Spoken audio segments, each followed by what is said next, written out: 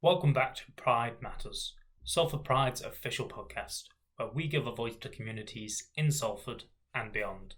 I'm Ricki Hewitt, Head of People, and today I'll be joined by John Hamilton, Director of Bar Pop and Community Activist, Kieran Mason, an actor and LGBT plus creative who spreads culture and art through his project Sodomite, Tim Wilson, an illustrator, former politician, and star of Channel 4's The Circle, and Kieran Everix, an LGBT plus educator, public speaker, and founder of the Unity Network. This month marks LGBT plus History Month, a time in the calendar not only to reflect on the challenges that our community has faced, but also to appreciate the progress and achievements that we've made together towards equality. Hi John, thank you for joining us at Pride Matters. How are you? Fine. Slightly hungover, but fine. John, first, could you just tell me a little about who you are and what your pronouns are? He, him. I don't know. I'm me. I can't go any deep in depth with Matt. I'm not going to label myself.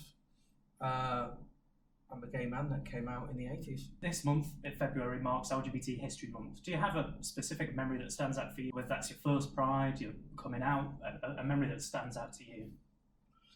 At times, I think I am the history. Feels that long. I've got so many memories, I don't know where to start. Me coming out or dealing with sexuality was at 18, 19. I was challenged at drama school that I was gay, and I denied it for a couple of months and then challenged again, and then I began to question it, and the girl said to me, "Oh, why don't you come to the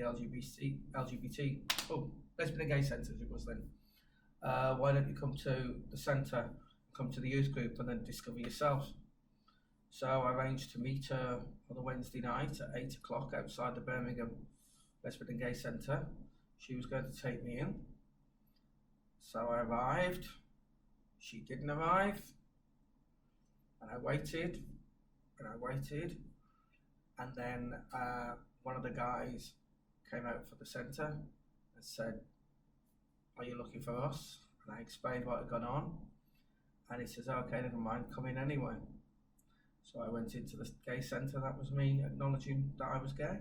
So that was the start of me coming out of my political career, I suppose, because that's why I've always had lesbian and gay politics at the back of me, because the community centre in Birmingham was part of my development as coming out as a gay man. Your family are obviously from Northern Ireland. Did you spend time in your youth in Ireland? Because I imagine the scene in Northern Ireland is very different to the UK. That's a hard one because, no, I didn't. I grew up in Birmingham. I ended up in my early 20s going back to Ireland to rebuild my life type thing because I had a short disaster in England. So I went back to Ireland. My family had moved back. So they said, "Yeah, come and stay with us." So I went home to the house in Ireland. And that's how I discovered Northern Ireland gay politics, because I got involved with a group there called Carver Friend in Belfast, which was a group that's not political but quite activist, and we managed to get together and put on the first Belfast Pride. Wow. So that was over 30 years ago. So I put the Belfast Pride on, which was a major event. I think there was only, 100 or a couple of hundred of us marching through the town. I think there was more demonstrators than there was actually people taking part in the Pride. Wow. But if you see Belfast Pride now, it's humongous. So that was quite entertaining. And there's a picture somewhere in the archives of Gay Times, and a picture of us all on the front of the page. These gay activists in Northern Ireland putting on the first Pride. Wow, I imagine that was quite special. You obviously came out, well, we were growing up and around 18, 19, I think you would have been in the 80s. What was it like being a young gay person at that time? It's hard, different from now. So you've got to remember, it was illegal. It was illegal, like you had to be 21 to be gay. And if you're under 21, it was illegal. I mean, how you stop somebody at the age of 18 saying you can't kiss another man? I don't know. And as far as the law was concerned, lesbians didn't exist. So, it was quite strange, the law at that time. Even so that if you were 21, you could kiss another man or live with another man, but you couldn't have more than 2 gay men in one house. If you had another gay man in that house with you, you were running a house of ill disrepute or whatever it was. Yeah. So really strange law back in the day. So that's what it was like back then. So I've been quite involved with various activist groups through the years, through the community groups, campaigning for equal age of consent and stuff like that. And so pleased to say eventually we got it. What advice would you give to someone that's growing up as a young LGBT plus person now? Advice would be read up. I dare say at home, when you're coming out, you read as much as you can, and you watch TV as much as you can, or these days you go on the internet as much as you can. And I think it's part of the coming out is experience TV shows, experiencing books, experiencing the internet, stuff like that. And unfortunately, gay porn as well and whatever.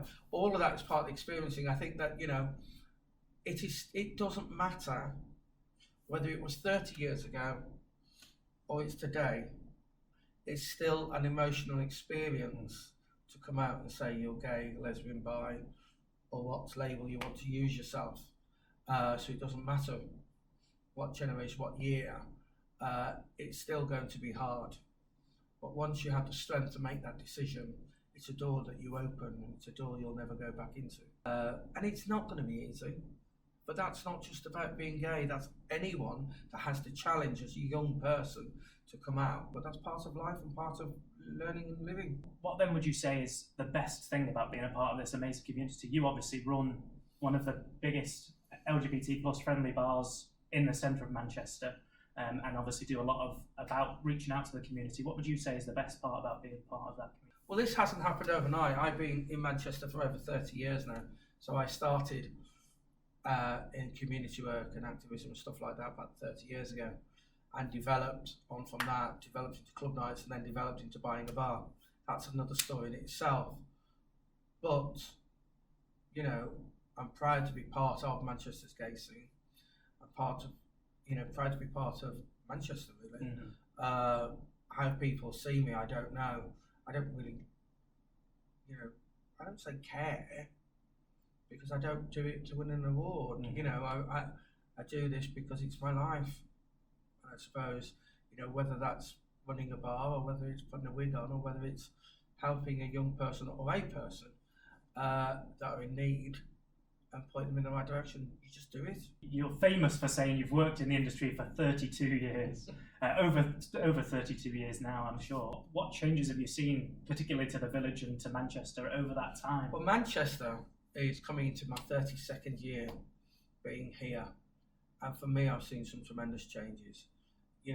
When I first arrived, there were no cobbles on the streets, on Canal Street. It had one-way traffic going up it. It wasn't lit. There was prostitutes at one end of the street. That was the type of area. The bars were literally the New Union, New York, Thompson's, the Rembrandt, Queen's Bar, which is now Company Bar, Napoleon's, and maybe Churchill's. That's it. That was it. That was the village. That was the village, and then there was a couple of gay nights scattered around the city centre, and that was it really.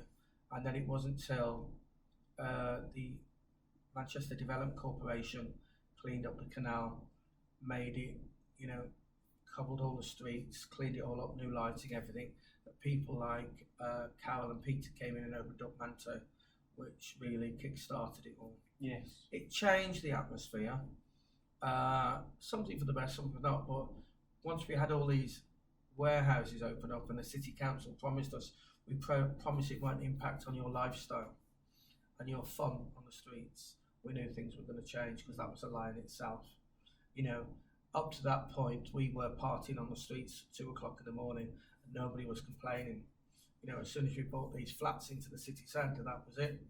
All doors and windows shut by 11 o'clock and our fun was stopped. But that's part of development, that's part of change.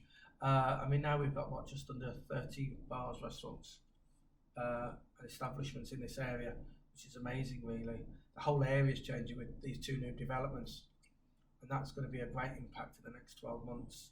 And I think for the positive, a lot of people say no, it's changing the area, but these areas have to change. Definitely. And we change, some things go by the wayside and some things improve. Yeah. I imagine 30 years ago when the village was starting to be developed, there was probably a bit of a challenge to the gay scene starting to emerge. Yeah, there was a lot of political stuff on, because we thought we'd be pushed out of the city centre, because at that point this was a cheap area to develop or rent. So the gay bars were here, and then once you start developing, the prices went up, which was then fearful of pushing out all the gay businesses. But we're still here. Do you feel like Manchester as a whole has become acclimatised and accepting of the community? Manchester always has. Unlike many other cities, Manchester's always been at the forefront of LGBT community. I mean, Manchester was the first city for the first homosexual meeting, so to speak. I'm trying to think of the name of the group, but there's a plaque actually on Deansgate that states that. Manchester City Council and the political activists here stood up and challenged Section 28. Yes. Which was a great political rally that actually changed people's thinking back in the day. We one of our guests for our series about LGBT History Month, Davina or Owen, talked about the legislation of Section 28. I'm sure you remember it yourself. I was on the march. Oh, yeah. I was on the march. I was teaching in Devon, and my friends phoned me. Said, "Oh, John, we're going up to march in Manchester. Why don't you come and join us?" I went, "Okay then." Now, bear in mind, this was not times of phones. Nobody had mobile phones then, so you had to arrange to meet people in a certain place. So I got off the train after a 5-6 hour train journey up from Ilfracombe, as it was then. It was like 3 hour, 3 changes and God knows what on these cattle carts of a train. It was still British Rail then, so you can imagine what it was like. And then getting off at the old Piccadilly station, and then coming off there with hundreds of people, not knowing who's all these people. Bear in mind, I was living in a little village in North Devon, and then coming off the train at Manchester and seeing hundreds of people going, "Oh my God, what's going on?" And then coming out the approach and going, "No, well, I've got to meet them here at the bottom of the approach." And I walked down, and up London Road, going into Piccadilly, was the march. And it was thousands upon thousands upon thousands of people. And I just went, "Oh my God." And I stood there for a while. I thought, I'm never going to find them. Absolutely never going to find them. So I thought, okay, I joined the march, and I head towards the town hall. And it was so big. It was over 1 million people turned up for it. And I managed to get into the square. I was very, very lucky to get into the square, because all 5 roads off, there was thousands of people then, and it was absolutely an amazing atmosphere. And to see all those celebrities and stars come out as gay and come out to support for us on that was just a real eye-opener, a real learning curve. For me, that was just amazing, and to challenge that and to change that law, that was even better. You obviously have this platform of running a bar. You obviously have your alter ego as Viva La Diva. It's so refreshing, I think, to see a business person use their platform to celebrate the village. And of course, you as John, as Viva, and your bar raise a lot of money for community causes. I've always been involved with LGBT groups through myself, volunteering or doing things. I was one of the founder workers with MESMAC and Healthy Gay Manchester, stuff like that. I think that's always in my roots. It always has been. It's helped me, so I pass that on. A lot of people don't see my history and just see me as, oh, this rich businessman that's on Canal Street. Tell me, love him, I'm sitting here 24 hours a day counting the pennies to keep the place open. I'm not that rich man. I don't know, it's just what I do. It's just what I do. I think that people need to look at themselves and see what they can do, rather than shouting at someone for not doing it right. We get shouted at a few times by people who think they have a right to tell us what to do, and I just look at them and think, 18, 19, 20, shouting at me because I'm not using the right language, or anything like that, and going, you don't know what I've been through. I've been through the AIDS epidemic, and of course you've seen everything about It's a Sin and stuff like that, and having to relive that through the TV was quite horrific. Manchester was one of the major cities that was hit quite hard with the AIDS epidemic, and I just find it hard. The AIDS epidemic is something everyone's discussing at the moment. Do you think that's a true depiction of what the 80s was like? Do you obviously remember losing many of your friends? I think it was a commercial a commercial look at it. For people to understand. Most of the people, and it sounds awful, but it really hit the gay scene and gay men and a certain type of men. We had a little group called Clones with the moustaches, the check shirts, and that scene was more or less devastated. And then the Young Queens, which was like what Ollie, from Years and Years. Yeah, from Years and Years. Ollie, he played that queen that turned a blind eye to it and carried on, didn't believe it. So there was quite a lot of those queens about, and it was quite hard. It was quite hard. I lost many friends. Having to go to Lighthouse, and which was like a hospice, and say goodbye to friends. Monsell, which is mentioned in that show, was one of the AIDS hospitals and had several wards for the AIDS epidemic, and it was horrific to go in. These guys were locked in rooms with no fridges, no TVs, nothing, and it was down to us or the village here that actually made people aware of what was going on, along with the local press and people like the Rembrandt, Melvin at the Rembrandt, Fufu and Peter at the Rembrandt, that actually brought people together to raise funds and awareness of where these guys were put away to be hidden, and got them out. Thank you, John, for giving us some of your very valuable time. I know you're a very busy person. It's been a pleasure to chat to you and talk about. What you lot don't know is while we're doing this, I've actually got a chicken and potatoes in the oven cooking in the kitchen here, ready for everybody. You're off to run your bingo later on. Yes. I've got my bingo in a couple of hours, so I'm just doing lunch for everybody. It's part of the deal. I have to cook lunch for everybody, and then I have to go put my face on to become the alter ego that is bingo. Yeah. But we do that every Sunday during lockdown. We do the bingo. It helps keep our charities, keeps funds going for our charities. Not much, but every bit helps. And then also it keeps the rest of us sane. It gives us something to do in these hard times. And, it's great to keep in contact with our customers and friends online. I think that's the most important thing. We're all going to come out of this COVID situation. And, we've mentioned HIV and AIDS. And, people have said that, it's a sin. Was it really like that? I says, well, look at COVID now.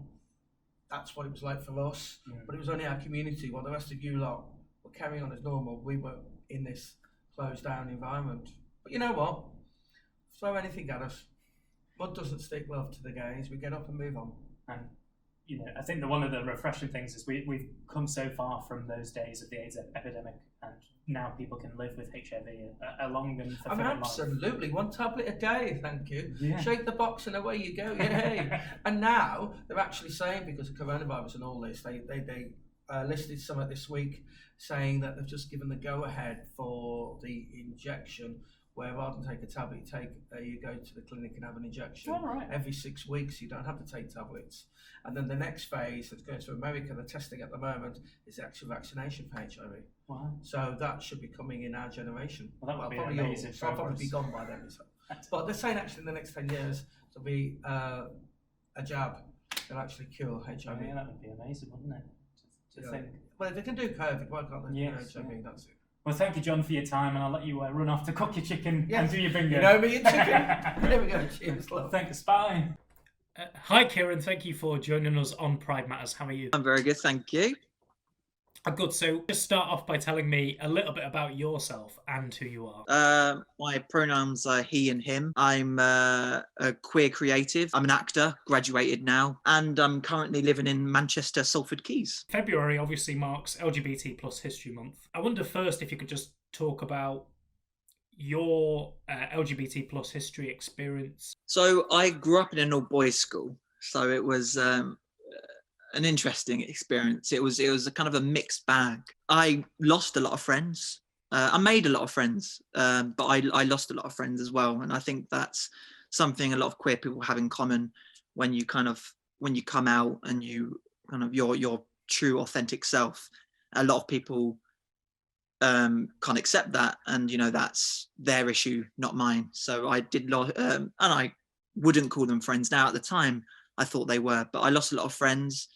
I struggled quite a bit at school, kind of not really knowing myself. I came out when I was 16 going on 17, and it was a strange one actually, because my partner at the time was the first gay person I knew, the only gay person I knew. So it was a bit of a kind of whirlwind because it was a drama youth company, and he was the only one there who I knew was gay, and the only person in my life I knew was gay, and I was very much kind of infatuated and kind of fell hard. And then after that, it was just kind of like a domino effect of coming out to my family, very accepting. I think it was this weird thing where I built it up so much, and obviously the phrase of coming out is sometimes bigger than the actual act. Kind of 18 through to my 20s, I went through like a lot of people do, the kind of like the sex phase, and I got involved in kink, and I think that helped a lot, along with the acting, of course, just to help express myself and understand myself sexually. And I'm very open now. I'm very open with myself and others. I don't shy away with who I am or what I'm interested in. And I think that's a big difference there from being at an all-boys school and kind of like trying to fit in with the laddish culture, which was obviously very big in an all-boys school, sporty. And then there's me being a little drama kid. So yeah, it was kind of like a whirlwind of different things, from like kind of toxic masculinity to finally accepting myself. If you could speak to a 15-year-old Kieran, a young you, and give him some advice, what would you say to a young LGBT plus person like yourself today? I would say you come out in your own time, take care of yourself, and really, I know it's cliche, but everything will be okay, because I went through a lot of kind of dark times and a lot of dark thoughts, but ultimately, looking back now, I mean, that's the phrase there, looking back. I look back and I can see how it all went, but I have that ability now to know that I'm better. I'm in a better place. So I think to take your time and to search for other queer people, really. I think that's, especially in an age of the internet, which was less of a thing when I was growing up in school. Obviously, even more so for the older generation of LGBT plus people. But in an age of YouTube and TikTok and Instagram, there's so many queer people I follow online, and I'm so much better for it. The more queer people different ages, different genders, different ethnicities, the more open you become. So I would say to my younger self, meet new people and open yourself up. You obviously started this project, which is called Sodomite, which is a small events-orientated business for LGBT plus people. First, tell us a little bit about that project and why you started it. So yeah, I started it a year ago in my final year of study. I think that the main reason I started it, firstly, it was because the lack of queer work at drama schools, really. I don't know if it's across the board, but for me, certainly, I didn't do any LGBT plays at all at drama school. And it was a part of me I wanted to explore, and I knew other people wanted to be involved too. So I thought the only way really to do that was to create the work myself. And that was something that drama school really wanted from us as well, to create your own work, because so much of the industry is creating your own work. So ultimately I did that, and I enjoyed it immensely, and I saw so much kind of happiness come from it. And so I got so many, the first event I did, which was a queer cabaret, where it was like drag and music, and it was kind of like this amalgamation of queerness, and it was beautiful. And everyone really enjoyed it. I got such good feedback from it and I was like, well, I might as well create a name for it then, because before then it was just a queer cabaret. It was just fun night. So I thought I'd create something from it, and that became Sodomite. And I went through a lot of names, and I thought I might as well just kind of hit the nail on the head. And it's kind of a catchy name, and I've got a lot of good feedback from it. So yeah, and now it's kind of growing and growing, and I want to continue to grow it. And I've written my own things with it. I did Killer Queen, which was my own one-person show, which I wrote. It's about a queer man in the 80s, because I'm fascinated. Like, I've just watched It's a Sin, which was just phenomenal. And I'm just obsessed with the 80s and the music and the culture and the fashion, and obviously the AIDS pandemic as well. And that's a lot of history there. And I'm very interested in learning from history, especially queer history. And I think that's what I want to do. I want to use this new platform to network and meet new people, but also create new work for up and coming young creatives as well. Do you think that there's a lack of either LGBT plus orientated art and culture out there, or do you think that scene exists but isn't highlighted enough? I think it's not. So I think it kind of depends where you're from, I guess, because like when down south in London, I know there's an awful lot, but Hertfordshire, my home county, there's nothing. There was no queer. I think that's why I was so interested in London. And the first moment when I turned 18, the first thing I did was go on a big gay night out in Heaven and explore the West End and go to more plays and things like that. And Soho's, I'm obsessed with. I love Soho. I always love Soho, just because it holds such fond memories for me. So I think Small Town Boy, which is actually one of my favorite songs as well. And I've written actually stuff about being a small town boy. I think a lot of people can relate to that. And you grow up and there's nothing queer related around you. And the first thing you want to do is really break out of that, which is why cities are so great. So I see a lot of more queer work being made in Manchester. I wanted to still create something. I didn't want to just, sit and do nothing. And I think that's why it's important to have more fringe, because I don't know if I'm drawing a blank here, but I can't think of many smaller fringe queer companies who are really dedicated to meeting new people fresh, out of drama school, or not even drama school, people who are just interested in creating and aren't necessarily big in the industry or well-known queer actors or creatives, but just want to create. And I think that's very important, is to, because I think that's the workforce for the future really, is to keep on pumping out this new work that is very important to keep on going. There was a bit of controversy, a bit of a debate online about whether queer roles in sort of media and stuff should be portrayed by just queer people. I wonder what you thought about that. Do you think just gay people should play gay roles, for example? I've had this discussion so many times now, and I love it, and it's a discussion that should continue to be had. I think it's an ever-evolving thing. My opinion's evolved on it, because I used to kind of think of it more as an actor's perspective, because I want to play any and all roles.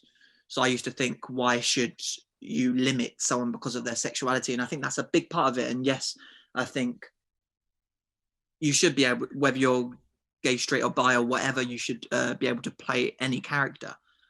But I think that can only come when it's fair, and that there's as many queer people being seen for queer roles as straight roles.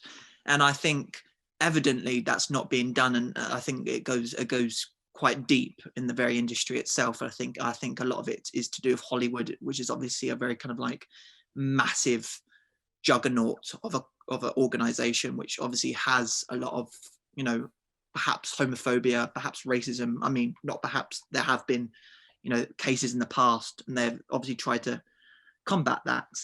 But I think it's still ingrained in what is the industry. And I think that's evolving, but needs to evolve more. And until that's done, I think queer people should be getting more opportunities, because if you look at all like the mainstream, especially film, obviously, much bigger film, like film I adore, but still are all straight actors, like Call Me by Your Name, Brokeback Mountain, Moonlight, which are gorgeous films, and they do a lot for the community. But at the end of the day, the casting are still straight actors. And I would love to be a fly on the wall, I think, to see if as many queer actors are being auditioned, or if there's any prejudice going. Because I don't know, because obviously I'm not, involved in Hollywood, but I imagine there's a lot of prejudice there in the casting rooms when it comes to the big businessmen in suits who are making the decisions, and it comes down to money at the end of the day. And I imagine there's a lot of prejudice there, and a lot of queer people aren't being seen as much. So I think until it's equal, until we see more mainstream film and media with queer people, then I think it's something that should be targeted. And I agree, I think, with like Russell T Davies, who has said it, and which is why I think It's a Sin and things like Pose, for example, are so important, but aren't necessarily mainstream. And I think that's the sadness, because It's a Sin is beautiful, but not as many straight people. I've seen so many queer people talk about it, which is gorgeous, but I've seen next to no straight people talk about it. And I think it's just not in their view. And I think that needs to change, and that won't change really until something mainstream comes along. Because of course everyone's heard of Call Me by Your Name by now, or Brokeback Mountain. Everyone's heard of them because they're Hollywood blockbusters with big actors. But until something mainstream comes along, I don't think we're gonna get that other end of the spectrum, which really is kind of straight people kind of investing in that culture and understanding the culture and understanding the history as much as queer people do. 20, 30 years ago, we wouldn't have seen programs like It's a Sin, things like Call Me by Your Name in popular culture, in media. So seeing queer people on TV, one, is great. Yeah. Seeing people like me, being able to see yourself in something is quite, makes you feel seen, it makes you feel valid. So reflecting on how far we've come, I think it's really nice to see more queer people in media. But obviously, like you say, there's still more that needs to be done. There needs to be more queer creatives behind the production and so on. I use queer a lot more, the word queer now as well, because I know a lot of people don't like the word queer, and I know why, and obviously that's their prerogative. But I use the word queer a lot now because I reclaiming it, but also it's a great umbrella term. So when I say queer, I do mean the whole spectrum of the community. For like for example, do trans people need more representation? And, that's what's so amazing about Pose and why I love it so much. And it's a beautiful show. But like I say, it's not mainstream, and a lot of straight people don't know it or haven't seen it. So I think until it becomes mainstream, these conversations definitely still need to be had, especially when it comes to trans people, non-binary people, which are a part of the community a lot of people aren't as familiar with, because there hasn't been as much of a push. And I think that push should continue to be had, where everyone is valid, not just gay men, but gay women, bisexual, transgender, everything.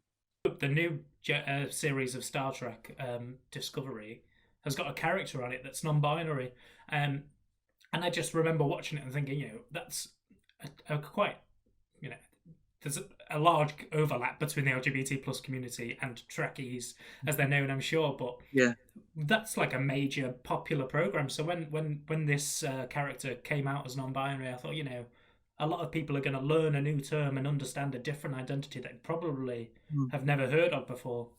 And I hope the same is true with things like, Call Me by Your Name, It's a Sin, just things like that coming more and more common, that people are watching them and understanding a bit more about who we are, because people only ever seem to talk about the LGBT plus community when it either comes to, for the LGBT plus part, sex usually, and for the trans and non-binary part, when it comes to toilets.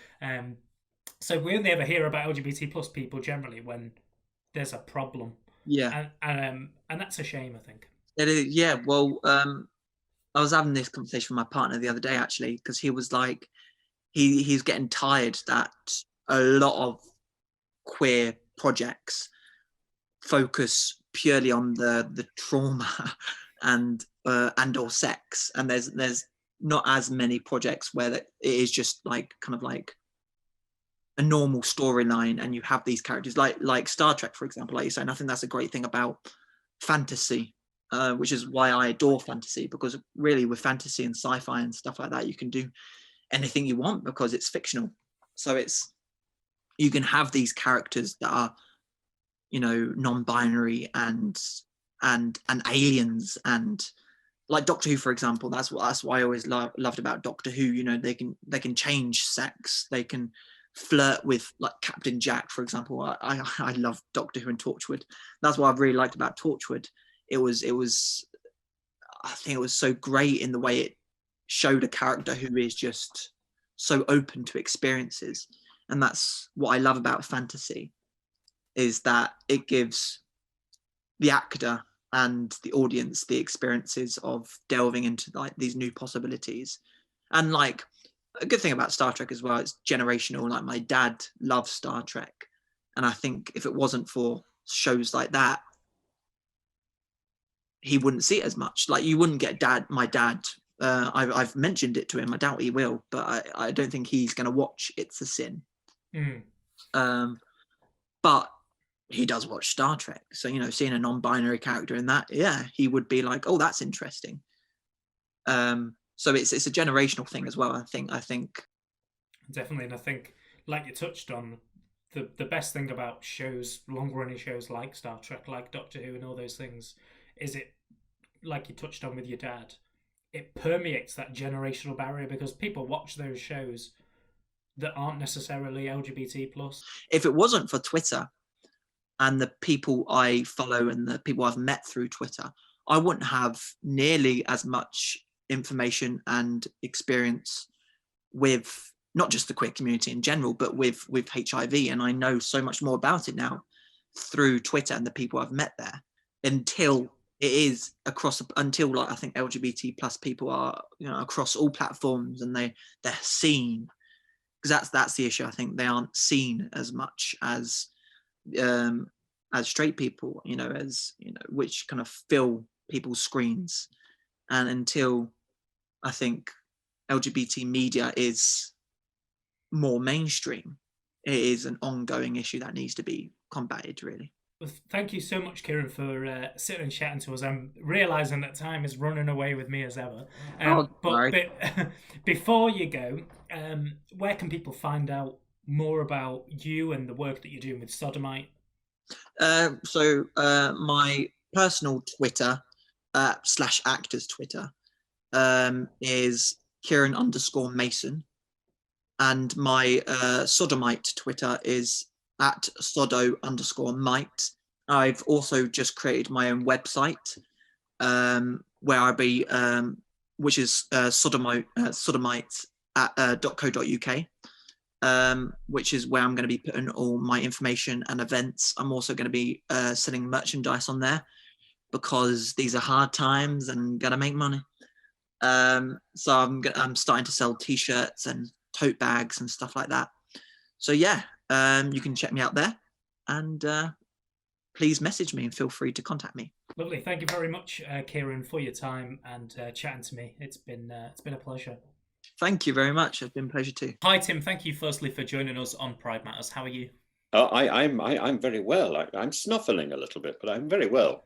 There you are. You see, Tim, could you just tell us a little bit about who you are? If you go to Wikipedia, bizarrely, there's a Wikipedia entry about me, which I didn't realise until a short while ago. But there, I'm described as a politician. I dabbled in politics because I thought that I was very much aware of the EU as a problem, because I'd lived for a long time in Greece.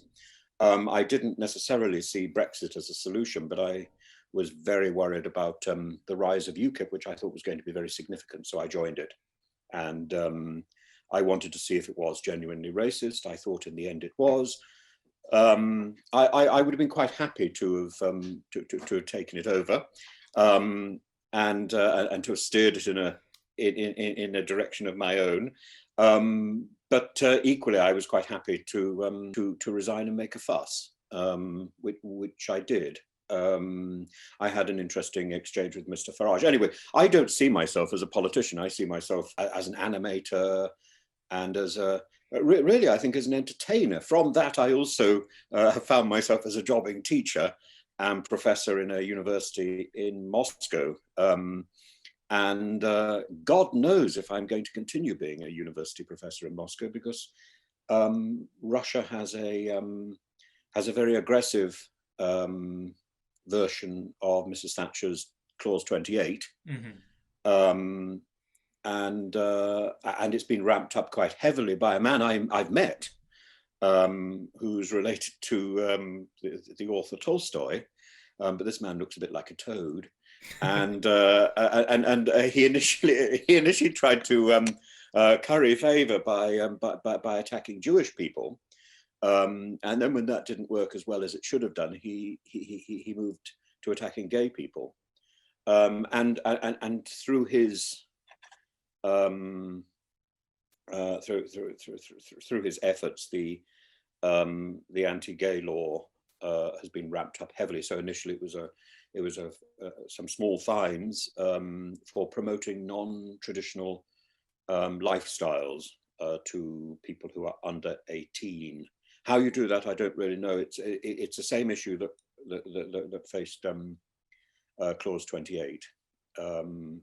But now it's been, now the threatened punishments are 12 and 22 years in prison. So when I came out of the circle, I shot to some sort of notoriety by being in a reality TV show. I was telephoned on the street when I was teaching in Cambridge. It was very wet. If you've been to Cambridge and it's been very wet, you will know exactly what I mean. At that point, when the rain is driving against you, you'll do anything. And I said, yes, I knew nothing about reality TV at all. I didn't even watch Strictly Come Dancing. And so I went into it without knowing very much. I enjoyed it enormously. I felt that in front of a camera was sort of my home. I'd spent a lot of my life behind a camera, mm-hmm.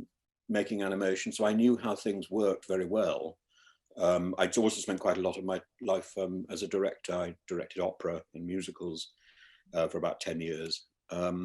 So I understand that world, and it was very strange to suddenly find myself on the other side performing. So I knew what was wanted of me. Mm-hmm. And I threw myself into it, and I felt very comfortable. I have questions about the way reality TV personalities are treated, so before, during, and after the show. In my case, I was incredibly lucky. Mm-hmm.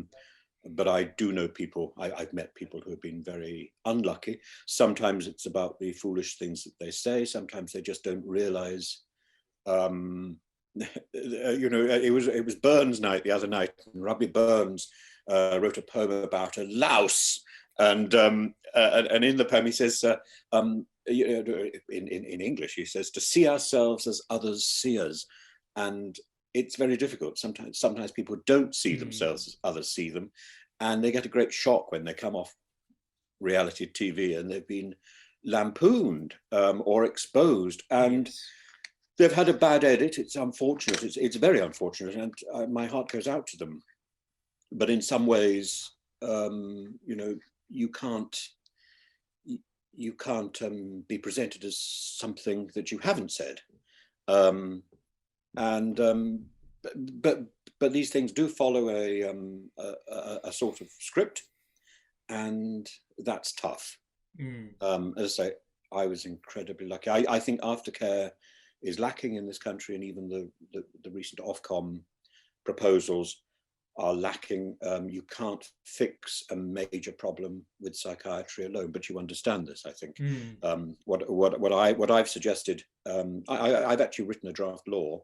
What I've suggested is that there is a complete independent system set up, which already exists. So if you're going to cast somebody for a main for a prime time TV slot, on a reality TV show, then they deserve to have a theatre agent, an independent theatre agent, so they have professional advice. They deserve to have union representation, which Simon Cowell had a big conversation with people with equity and back in the early 2000s, saying these people are performing as themselves, so they don't deserve equity performance. So they're not performing. Well, we are performing. That's the point. Every time you switch on a camera and sit in front of it, you are giving a performance, even if that is yourself. It's a version of yourself, and sometimes you're taking direction as well. And if you're being edited, definitely you need protection.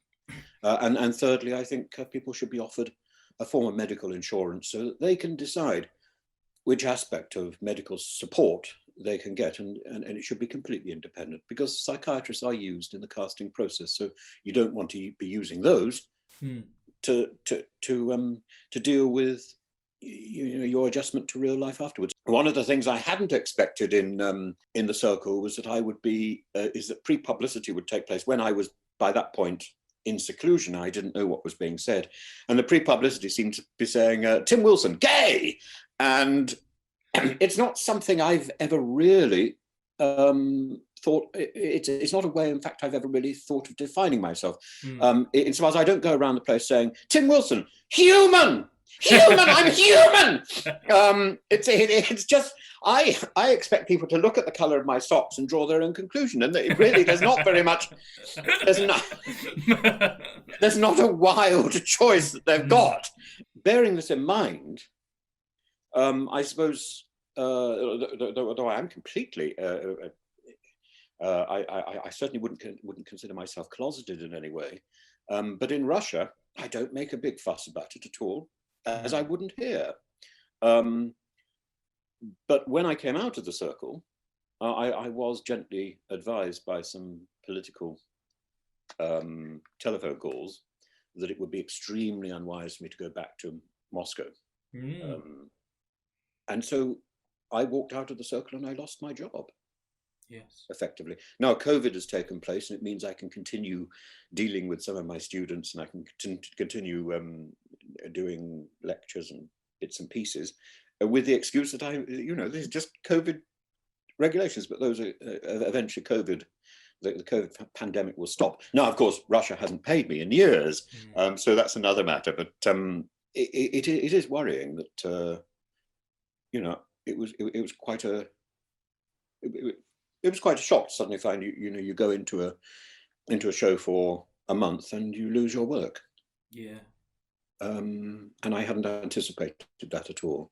And I certainly didn't anticipate that that would be such a high-profile issue. On the other hand, I am delighted to be a sort of, if somebody wants to make me a sort of icon for older generation gay man, that's wonderful. You took to the nation's hearts, definitely, on the circle, and I think your charming personality, and very uniquely, the show obviously was about social media, which again I knew nothing about. I had no Instagram at this point. It was set up for me, and now I've got quite a healthy following. When you came out and you like you say, and you got the advice about returning to Russia, you obviously had already been and worked in Russia before. Was it something that you had thought about, that obviously you already knew you were a gay man working and earning a living in Russia? Was that something you were fearful of, that you might have? No. I knew many gay people in Russia, and I just took the view that one would continue to be discreet. But in university, there's every possibility that I would come across people who are 18, and certainly in the work I'd been doing, which was teaching teachers how to teach, I was going into schools and various things. Now, the argument that is put is I wouldn't need to say anything because I am branded. Yes. Tim Wilson gay. And therefore I'm a sort of walking icon of LGBTQ plus identity, which is rather nice. I just, I feel my socks should be stretched over the whole personality, and I should be a flamboyant flag in itself. Yes, but equally, I'm not famous enough to get away with it like Elton John or Stephen Fry. So therefore, I would be a very good scalp to put in a prison. And I would probably, I could turn around to my neighbor and Alexei Navalny and say, I've been supporting you. It wouldn't be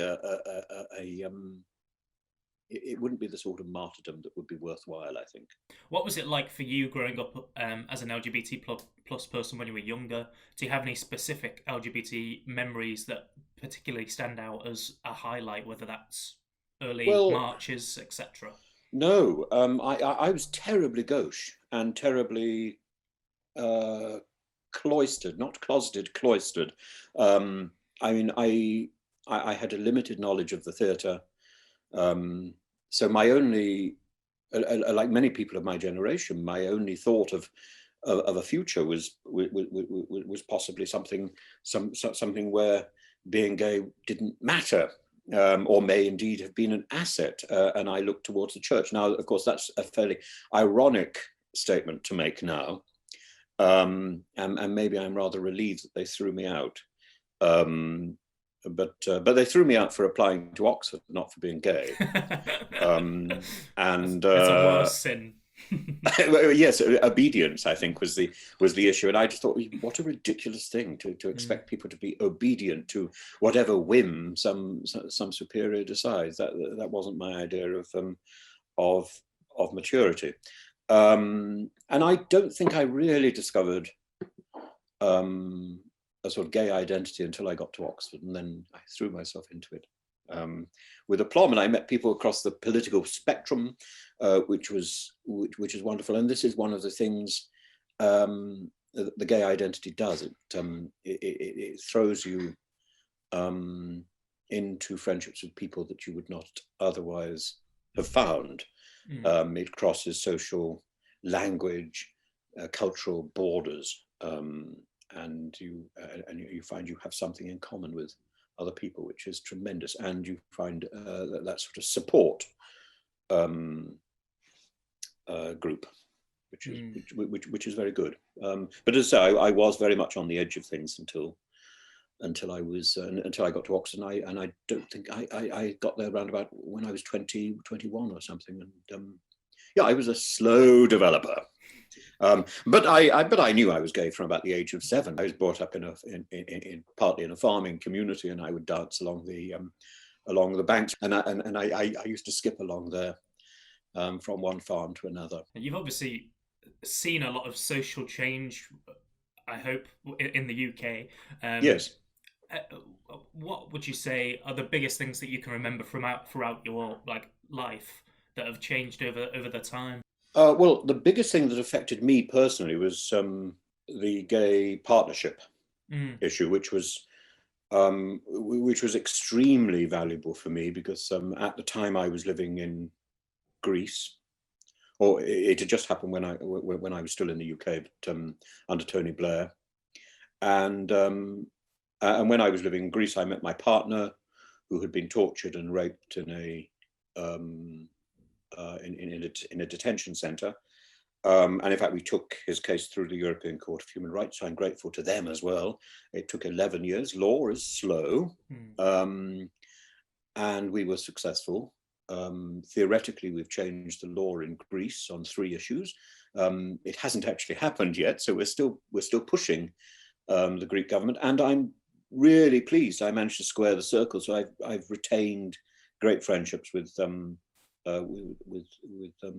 Greece, despite this story. But one of the features was that I was able to record. I had recorded my relationship with my partner in the British Embassy, and on the basis of that, I was then able to bring him to accompany me back to the UK. The negative side about this was when we came to the UK. Although there was a lot of talk about support, I don't feel that Najati had the sort of psychological support and the medical support that he should have got. And so we talk a lot about how we care for victims and mental health, but in fact it wasn't very obvious, and part of that may have been a language issue. But we need to work so much harder because so many people, when they're adjusting to a new life, whether that be a new life in a new country or a new identity as an LGBTQ plus person, you need support.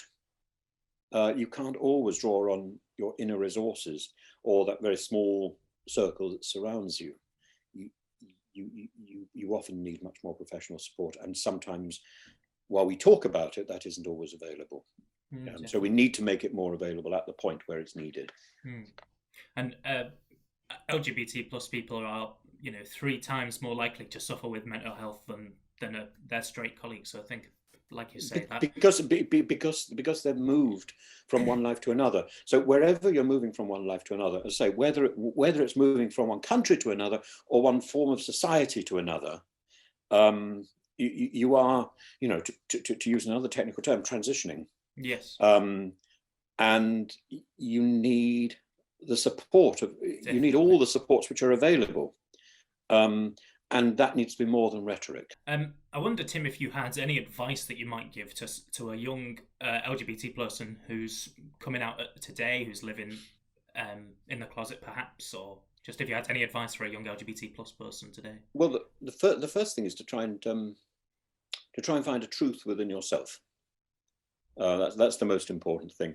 You may need friends to help you do that, but the first thing you have to do is to live with you, and then and then the whole LGBTQ plus thing is linked to your relationship with others. It's intrinsically linked. It's quite an extraordinary identity, because that identity is anchored in reciprocity and friendship and love, and so you're not going to be alone, and it's coming to terms with that environment of support, which is there. It's just a matter of finding it.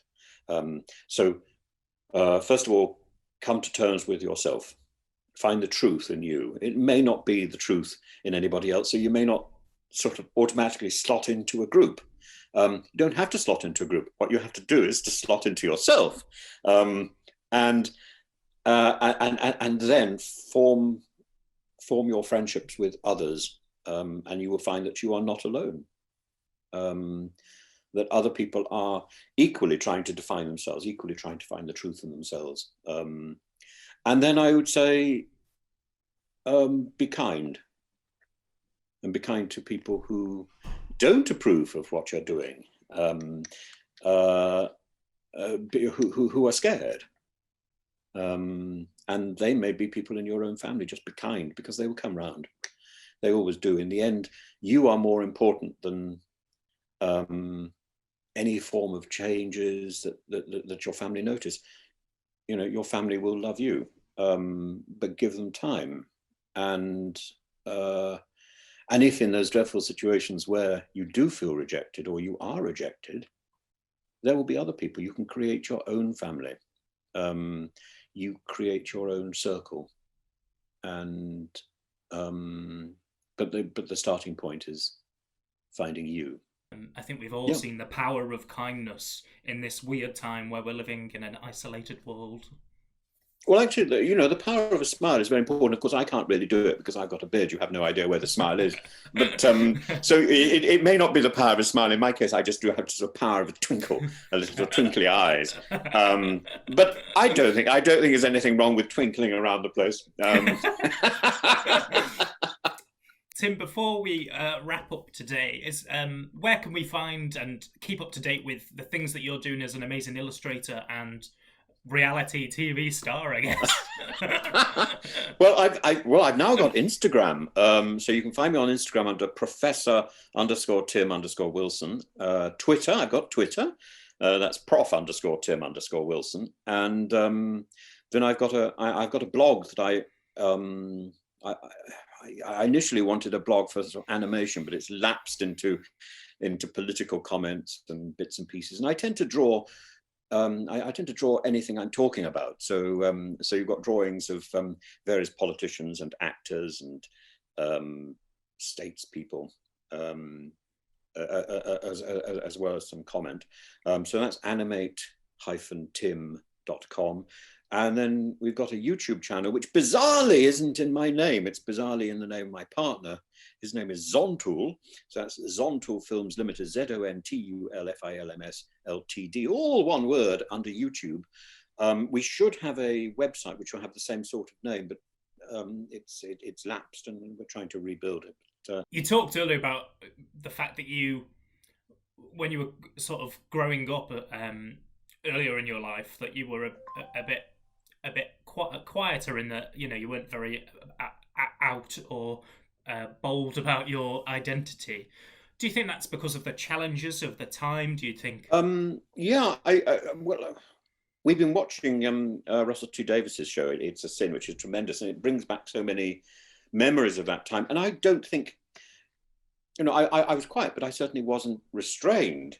I used to walk around Oxford in huge cloaks and white suits and various things. And I've always sort of, in many ways, and I still would say that an image is probably more valuable than words. And with words, we tend to get into a mess.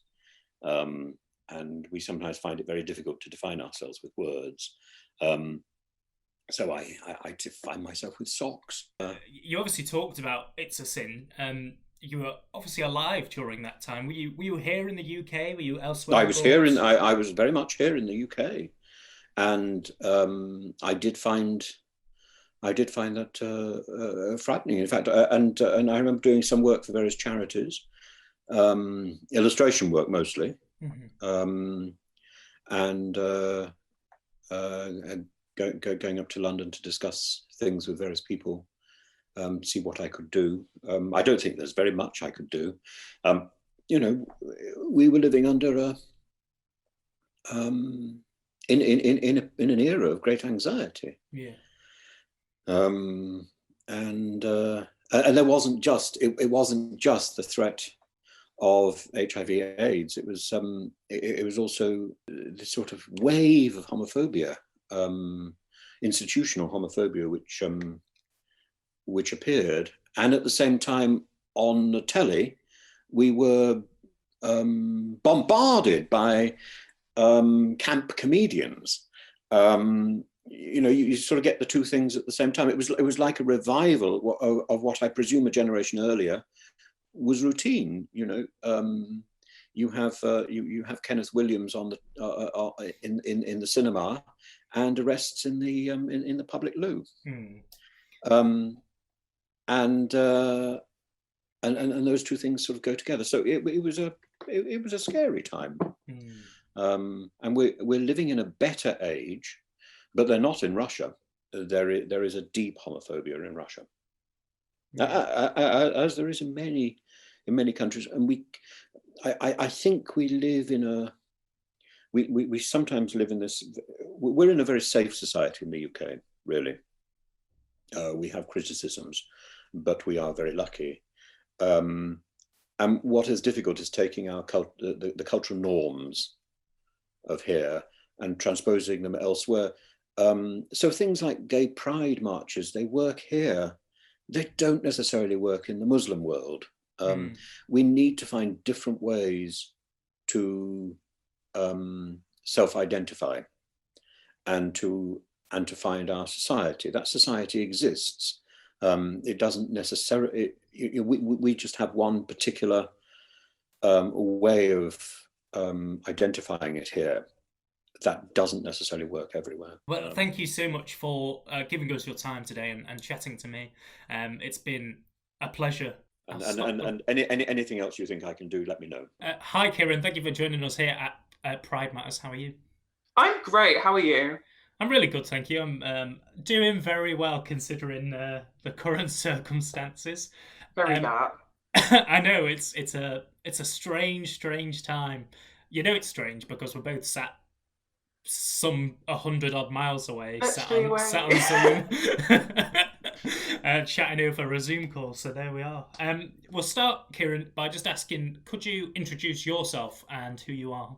Sure. So I'm Kieran. My pronouns are they, them, and I'm a non-binary, demisexual, I don't know, I suppose you could say activist, but I suppose I'm just an educator, an LGBTQ plus educator. I'm kind of that person that likes to remove the awkwardness away from asking what may be seen as controversial questions and just kind of like providing people with a platform to just have open and honest discussions. It's obviously LGBT plus History Month this month. So I want to ask you some of your experiences from your personal LGBT plus history.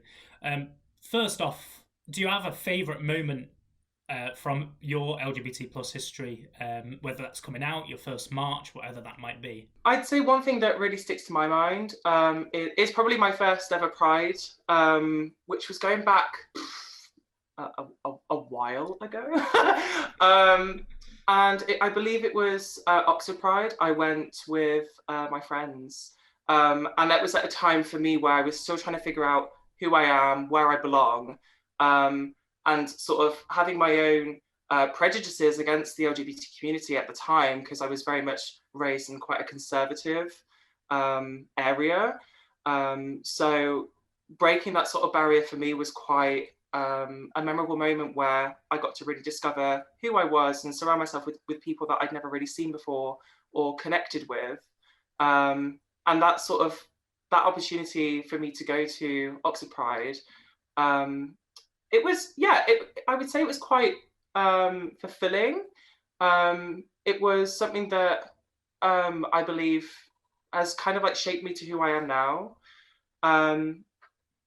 And I suppose as well, having the opportunities, as I've sort of said, you know, being able to connect with people, it's something that we sort of take for granted nowadays, you know, considering a pandemic, we're not really able to really get out there and connect with people. Well, over Zoom, you know, we can still do that, but having that real hands-on life experience, taking everything that's around you in the air, it's, I'd say that's like a huge moment for me. Why do you think it's important that we still march in 2021? Look at the world around us today. We're quite fortunate in the sense that we have that big orange thing that has now left the White House. And that's now going to create opportunities for people to, you know, really push forward the messages that LGBTQ plus rights are not non-existent really. We've definitely taken a step back over the course of the past 4 years.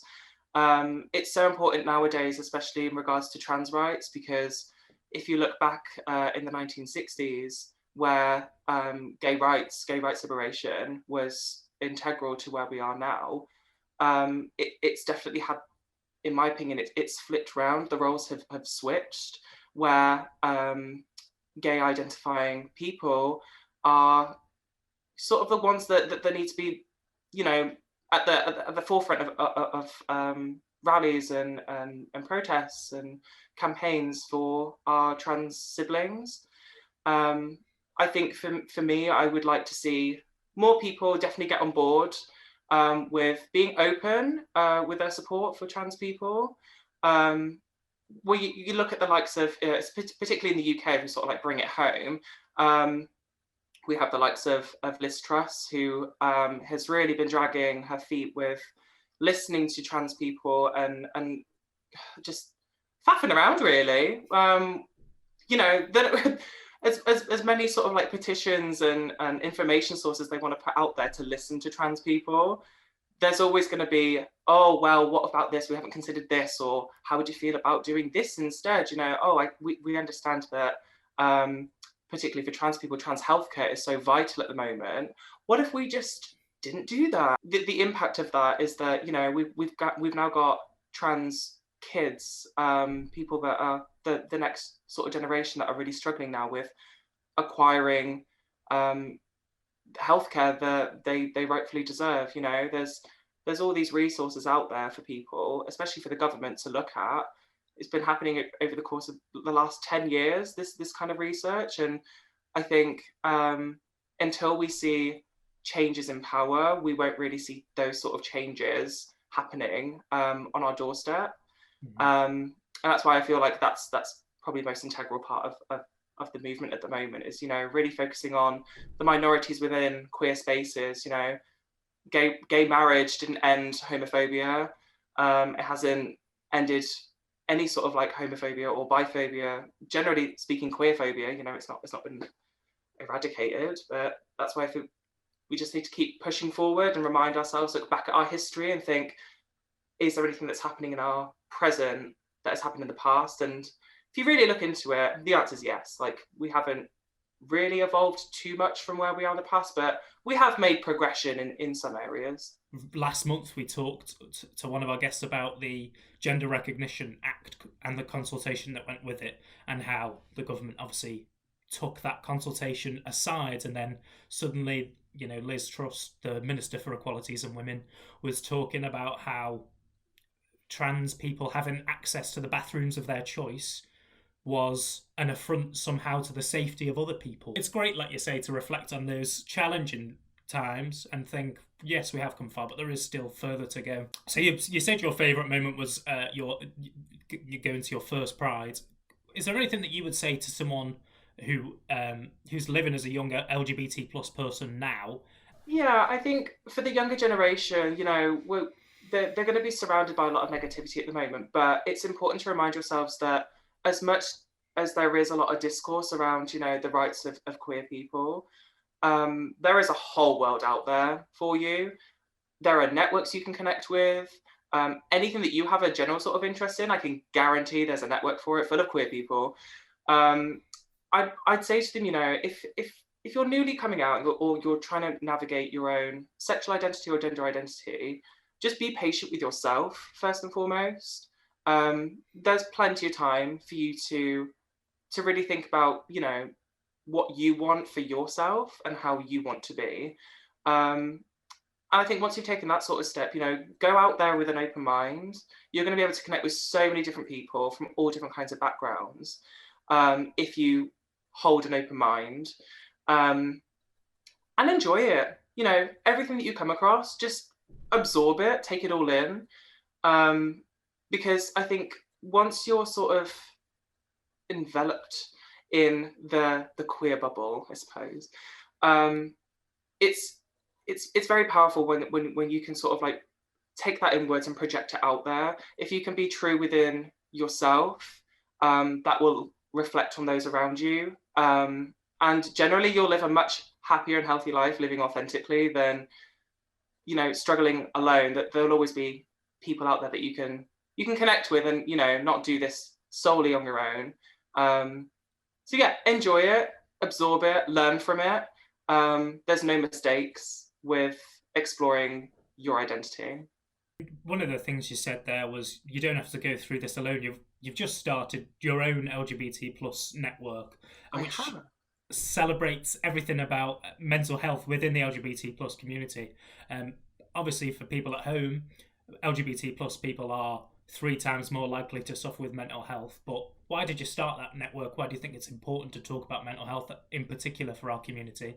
And tell us more about your network. So my network is called Qunity. It's been in the making for about a year now, and it sort of has kind of like the reason why I created it has a little bit of a sad side to it. But unfortunately, I lost a friend due to mental health a couple of weeks back. It was very unexpected, and I think for those that knew Ollie, it was quite heart-wrenching, very unexpected, and I know for a fact that if there was just something that was there that could potentially have helped Ollie, it can help someone else. So my drive to really push this network forward was to think, right, what can I do out of this situation that I know that Ollie would want us to continue with? And I think one thing that people can really relate to Ollie is that, you know, Ollie was a joy of life.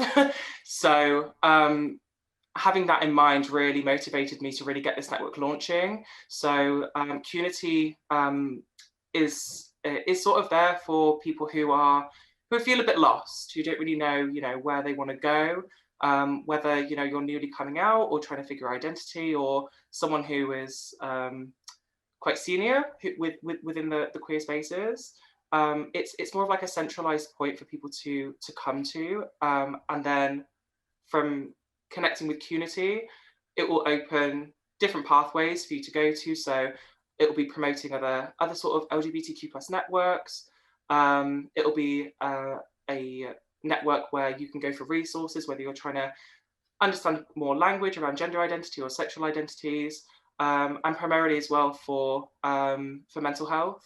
So we'll be promoting such things as, Gallup, Mind, Stonewall, all those kind of things. Generally for people, as I said, to figure themselves out and not feel alone. The pandemic has definitely felt as though that we've been disconnected for quite some time. And I think with the likes of other LGB groups in particular, who are making an uprise really to kind of segregate the community, it's so important now to really, remind ourselves of who we are, remind ourselves of why this community was created in the first place, and really like come together in our time of need. So I'm hoping, in the next sort of year that this will really sort of like take off and just create opportunities for everyone. It is such a shame when we reflect, like we talked about earlier, on our history, when we were all coming together to push forward the equality of LGBT plus people as a whole community. And now you see certain factions, certain groups online segregating parts of our community. And when we are here to champion equality and diversity and inclusion, to talk about groups separate from us, I think, is a real shame. It's a real shame that parts of our community feel left out.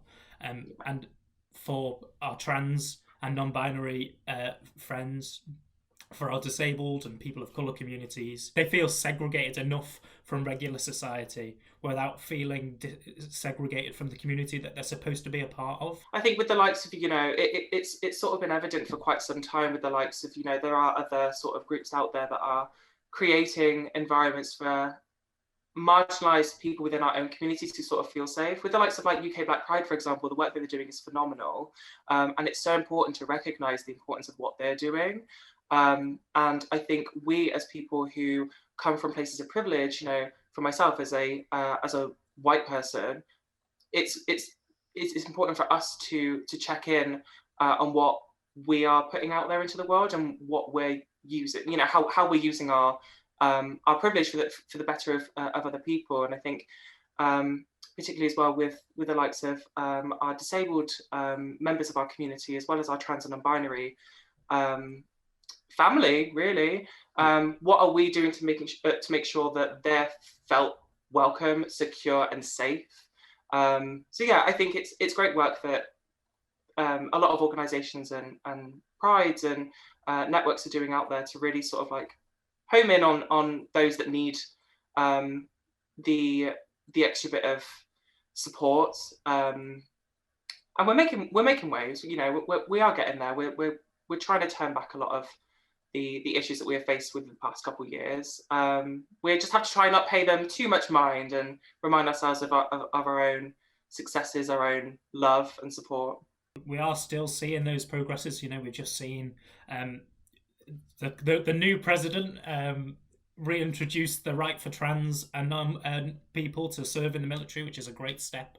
But also, he did an executive order which changed something that the Supreme Court did under Trump, which now means that the Supreme Court has to treat LGBT plus people like everybody else, which seems like it should have been a thing already. I knew there was some trouble in America, but I wouldn't have thought that was a thing. Honestly, yeah, I think a lot of people generally sort of like get baffled by it when you see the rights of other people being put into place. You think, why wasn't that around before? How has that not been around before? But power has been abused for a long time. Not only, in the likes of America, but, even in our own country, we've things need to be changed. We need to have a good old change around of power, so we can make sure that the likes of people who don't have rights that you think that they would have those rights that they should. I'm hoping that with Biden being elected as president, that's going to have some sort of butterfly effect now. We usually see that a lot of changes in the West have an effect, and I think with the likes of the size of America, everyone's watching at the moment. Everyone's eagerly waiting to see what Biden is doing. There is that sense of hope, I think, and I'm excited to see it. Having connected with friends in America, you can feel it in the air already. Like just hearing them, the relief that things are being changed. I'm hoping that it's going to be a positive next 4 years. And I'm excited for America and Britain to have those conversations around important subjects, because I'm sure Biden's not going to let them off easy. No, and I'm so excited as well. I think it's not even been a week yet, and like we've already talked about, there's been the trans people being allowed to serve in the military again, the Supreme Court rule on LGBT plus people and not treating them differently, but also like he's rejoined the Paris Climate Agreement and like taken a commitment on that. And I'm just like, in the past 6 days or whatever, he's, like you said, done more, I think, than Trump has done in 4 years. It's so refreshing, and it sets a huge example, when you just do the work, definitely get it done with, listen to the people, and keep your promises. Definitely. I think he's setting a great example at the moment. So yeah, fingers crossed, that will have the same sort of effect over here. And America sets a precedent for the world, because it is like meant to be the centre for democracy and all of those things. What would you say the best thing about being a part of our community is? We do drag. Coming from a upcoming drag artist, there's a lot of entertainment. I think through the likes of expression, where you have the likes of drag, it's so fulfilling. It is just like breaking every sort of boundary there is. I think for me, I love the LGBTQ plus community. Just doesn't conform. We're here, we're loud, we're proud, and I think from that, you make lifelong relationships with people. You get to just meet a whole spectrum of people that you may never have seen before, but connect with people that you have similarities with. I know for me, like that, I've really enjoyed recently connecting with the gaming community, as well as the drag community. And lo and behold, there's both. There is a drag gaming community out there. Yeah, I'd say that's probably one of my favorite things. Just connecting. It's nice to connect. And as sort of like going back, in reflection to the last year, we've really struggled with connecting with others with the pandemic. But I think when you have a community that is so strong and so loving and respectful, it almost feels as though that you don't really need to be out in the world all the time to still make those connections and still have those meaningful conversations and share interests. We're stronger. We're very, very strong community. We're definitely strong together. I'd say that's one of my favorite things about it. I think I agree. I think the culture and media of our community is amazing. I remember the first time I watched Paris is Burning, which is a sort of an older film about the start of drag, and just seeing my first drag queen, I would say, was one of my favourite LGBT first moments in my like history of being a part of this community. I remember the first time I went into a bar with my mum, and there was a drag entertainer performing, and I remember saying to my mum, like, what's this? Like, what's going on? Just reflecting like we have done on our history. 30 years ago, there was very few drag and LGBT plus people on the TV and in media, in culture. So it's such a refreshing thing to just be able to go out, see people on TV, see LGBT plus people start to be a part of everyday life and part of that media world. It definitely like brings up that sort of like norm, doesn't it? Yeah. I think for a long time, we know in ourselves that we are normal people. But obviously the way in which we've been treated in the past to present, it's so refreshing to see the likes of drag entertainment on TV, on daytime TV. It's not something that should be taboo anymore. A person in a wig is a clown, in my opinion. So yeah, I think it's great. We're definitely making waves in terms of feeling included, feeling seen, and for other people to really sort of like see what our community is about as well. I feel like it's really starting to bridge those barriers that have been up for so long. And it's really great that your mum is really supportive of you as well, and connects with you as well. It's great, because obviously not a lot of people have that. My mum didn't always understand my journey to coming out and things, but she's always been supportive, and that's something I'm so very thankful for, because I've met many people in my life who unfortunately have had worse situations than that. I'm very thankful that while she has struggled and had her own challenges with that, she's there for me, and that's all you can ask for, isn't it? Amazing, yeah. Ricky's mum, you're a legend. Kieran, thank you so much for your time.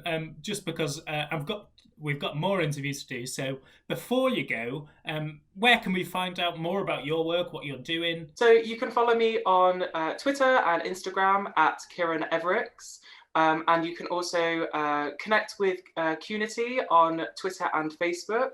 If you just search for Qunity Network on Twitter, and if you search it on Facebook, you can have a look at our page and connect with other people. Thank you so much for your time and doing the amazing work that you do in educating LGBT plus identities. I think, like I said at the start, it is such important work, and I think your friend Ollie would be really proud to see that you've carried on.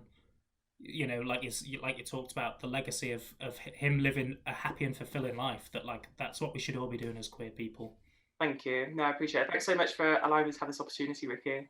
No, thank you. Thank you so much for listening to this episode of Pride Matters. If you'd like to be involved in the next episode or want to join along in the conversation, use the hashtag pridematterspodcast.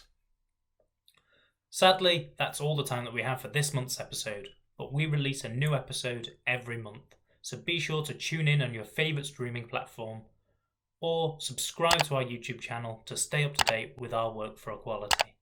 Remember, supporting Salford Pride is as easy as liking our videos on YouTube.